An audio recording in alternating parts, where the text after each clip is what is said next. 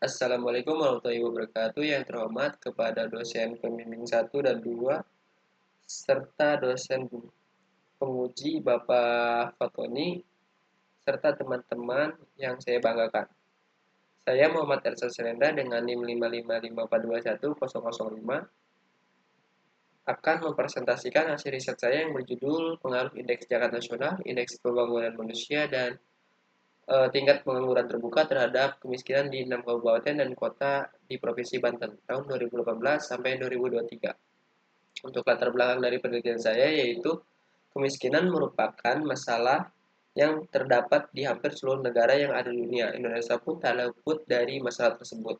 Nah, penduduk yang hidup dalam kemiskinan sangat erat kaitannya dengan kondisi hidup yang kurang layak, di mana seseorang kekurangan sumber daya materi dibandingkan orang lain, atau standar hidup yang berlaku di tengah-tengah masyarakat.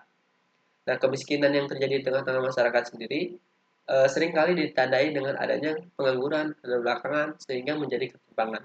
Nah, masalah ketimpangan yang ada di Indonesia itu tidak hanya terdapat pada daerah yang jauh-jauh dengan ibu kota atau pemerintahan saja, bahkan daerah-daerah yang berdekatan dengan ibu kota, masalah kemiskinan itu tetap ada.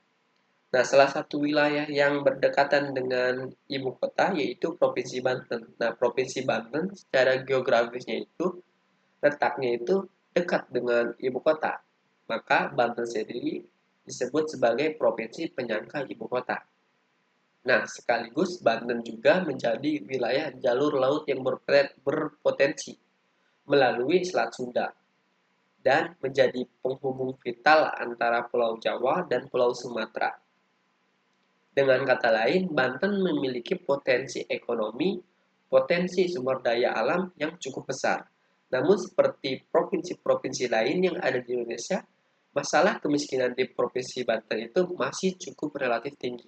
Nah, masalah kemiskinan yang tinggi di Banten itu didominasi oleh kemiskinan pedesaan, di mana dalam periode 2023 tingkat kemiskinan di Banten mengalami kenaikan yaitu sebesar 0,01% dibandingkan eh, periode sebelumnya atau lebih besar dari periode sebelumnya.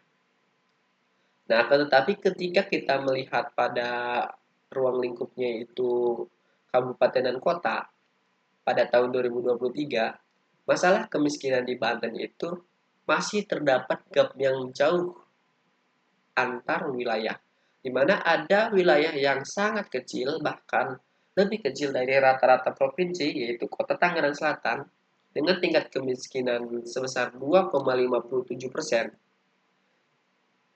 itu berbanding terbalik atau memiliki gap yang jauh jika dibandingkan Kabupaten Pandeglang yang memiliki tingkat kemiskinan 9,27%, bahkan lebih tinggi dari rata-rata nasional yang ada.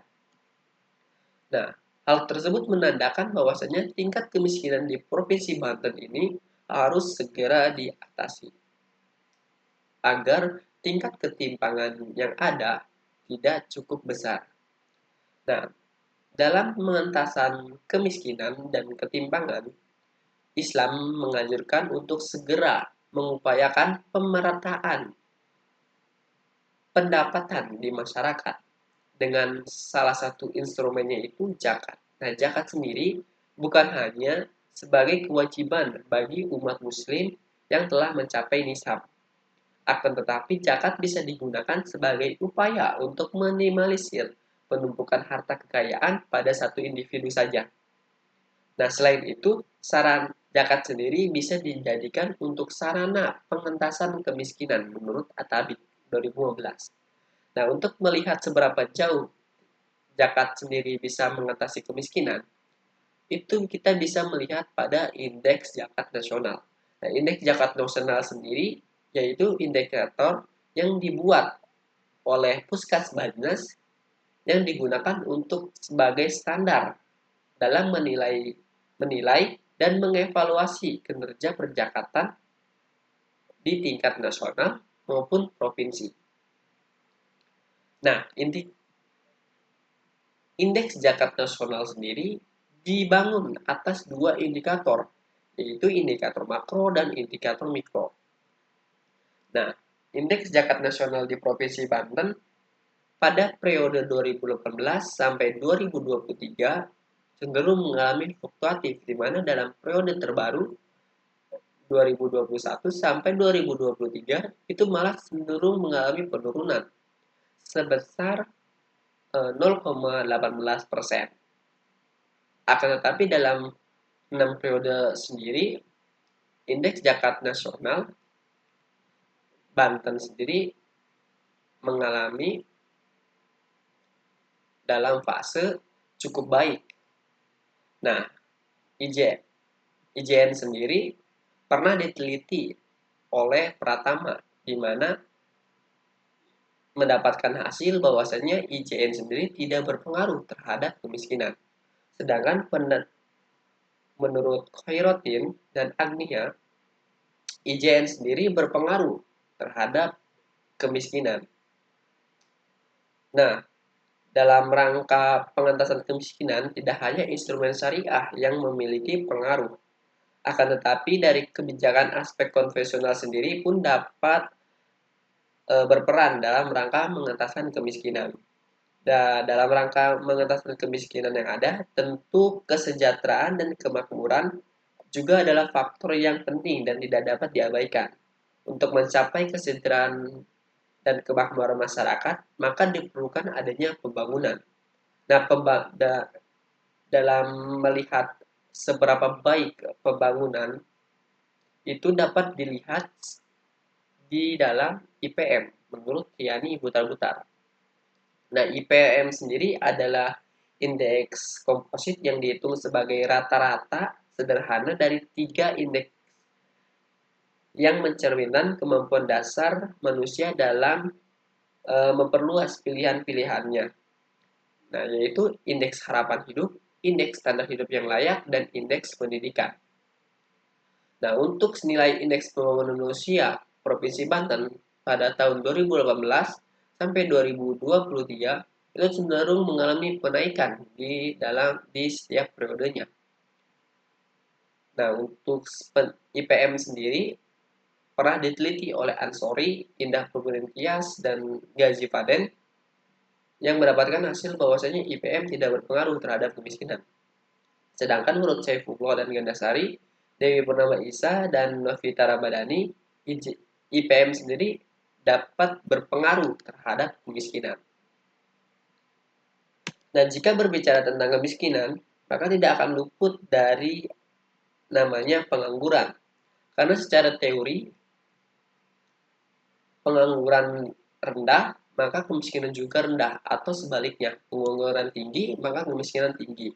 Nah, pengangguran sendiri disebabkan oleh adanya ketidakcukupan jumlah lapangan pekerjaan atau jumlah peminat pekerjanya itu lebih banyak dari penawaran lapangan pekerjaan.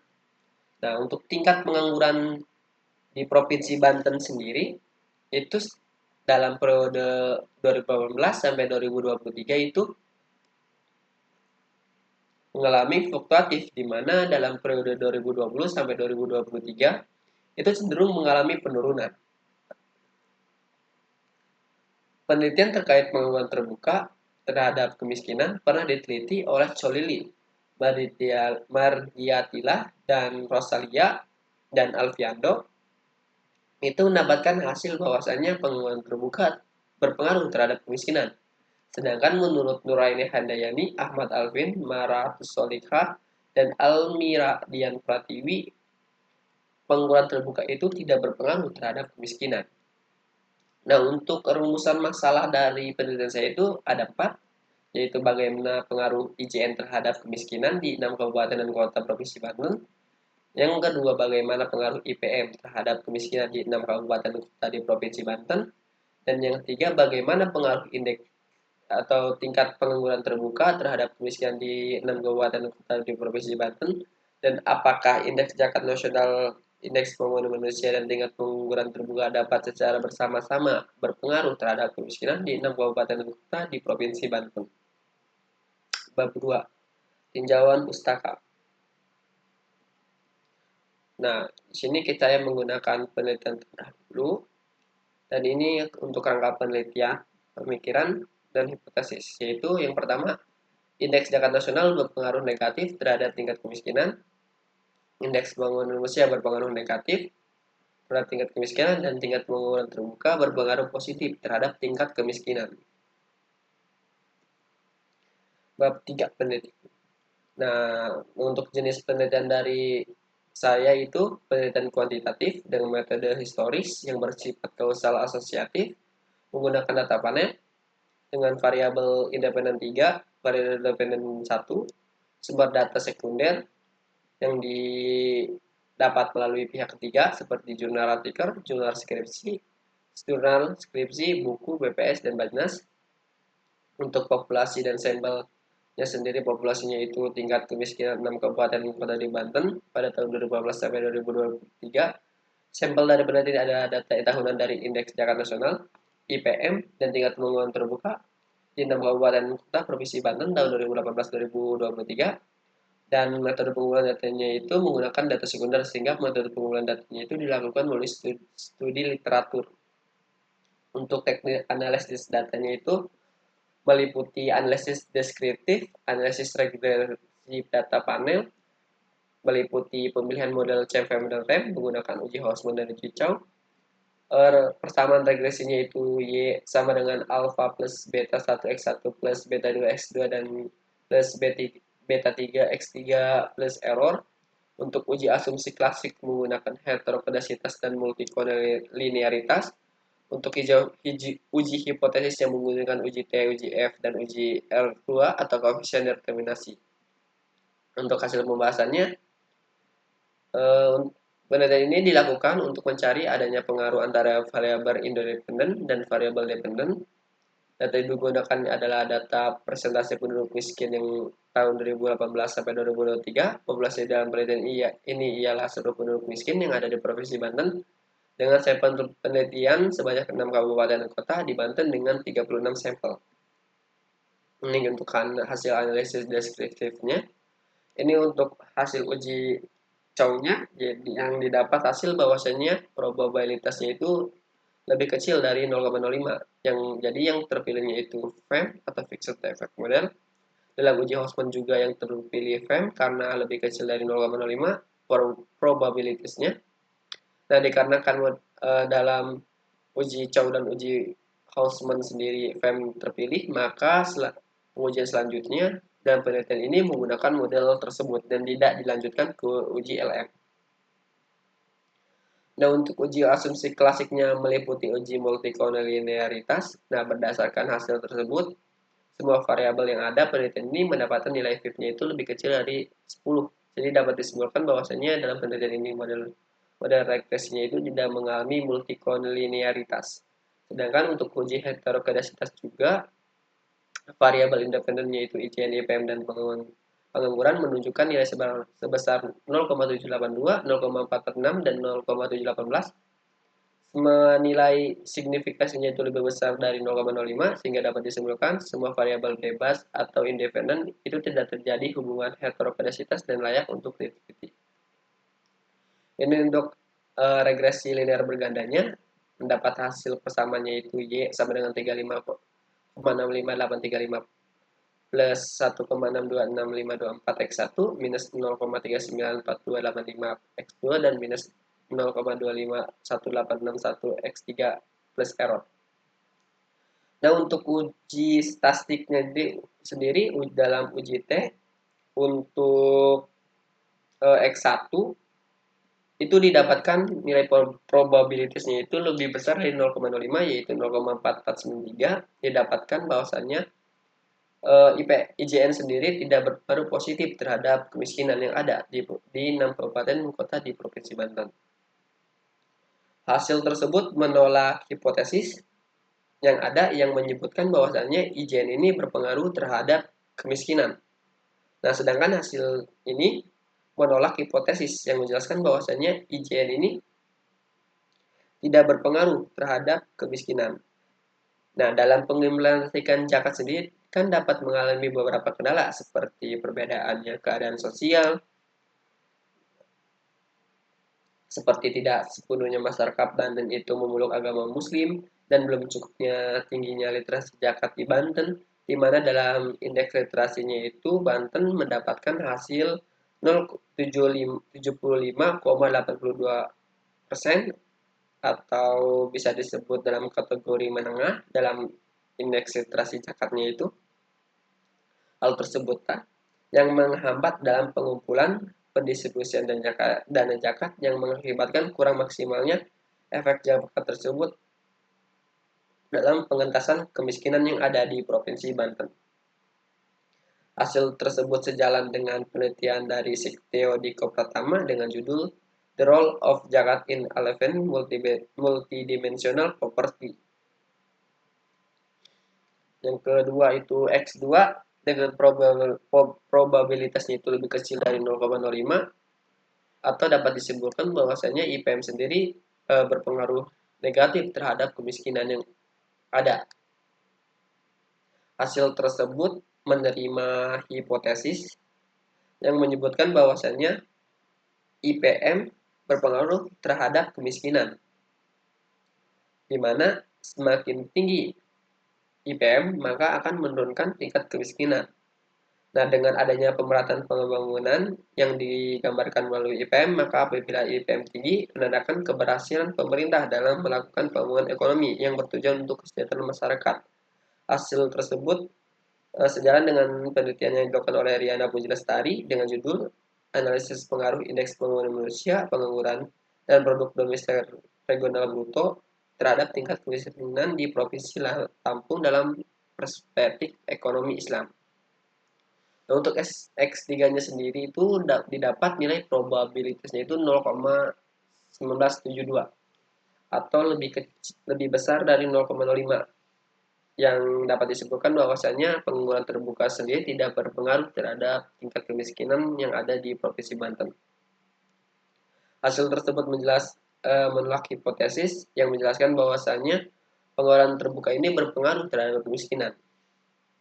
Namun hasil dari penelitian ini menjelaskan bahwasanya pengangguran terbuka ini tidak berpengaruh terhadap kemiskinan di 6 kabupaten dan kota di Provinsi Banten. Nah, pengangguran yang ada di Banten sendiri didominasi oleh di pedesaan sebesar 8,55%. Hal tersebut memungkinkan masyarakat yang menganggur memiliki akses terhadap bantuan atau tunjangan yang diberikan oleh pemerintah atau komunitas penggiat sosial yang mereka bantu untuk tidak terjerat pada garis kemiskinan. Nah, untuk uji F-nya sendiri didapatkan bahwasanya F hitungnya itu sebesar 31,1107 dengan nilai probnya itu 0,00.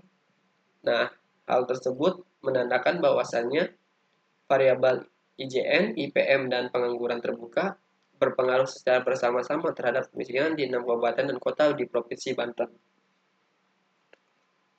Untuk nilai koefisien determinasinya itu berdasarkan hasil pengujian, yaitu didapatkan hasil bahwasanya kemiskinan dapat dijelaskan oleh variabel bebas seperti IPM, IJN, dan pengangguran terbuka ialah sebesar 73%.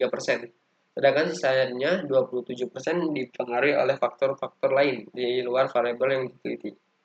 Mungkin itu aja dari saya. Wassalamualaikum warahmatullahi wabarakatuh.